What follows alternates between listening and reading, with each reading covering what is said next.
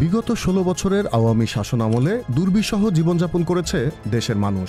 দীর্ঘ সময়ের সেই দুঃশাসনে প্রতিটি সেক্টরে গড়ে উঠেছিল আওয়ামী সিন্ডিকেট। চিকিৎসার মতো অন্যতম একটি মৌলিক চাহিদা থেকে মানুষ বঞ্চিত হতো এই সিন্ডিকেটের কারণে। হাসপাতালগুলোতে ছিল আওয়ামী চিকিৎসক ও দালালদের দৌরাত্ম্য, ফলে সাধারণ মানুষের নাগালের বাইরে ছিল সুচিকিৎসা।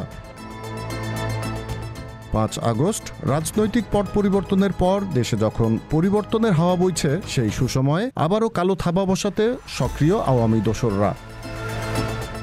অন্তর্বর্তী সরকারকে বিতর্কিত করতে চিকিৎসা খাত নিয়ে ষড়যন্ত্রমূলক অপপ্রচারে নেমেছে গণ অভ্যুত্থানের মুখে পলাতক ফ্যাসিস্টরা। সামাজিক যোগাযোগ মাধ্যমে অপপ্রচারে তারা বলছে, সরকারি হাসপাতালে ওষুধ দিতে পারছে না স্বাস্থ্য অধিদপ্তর, ওষুধ সংকটে সাধারণ মানুষ।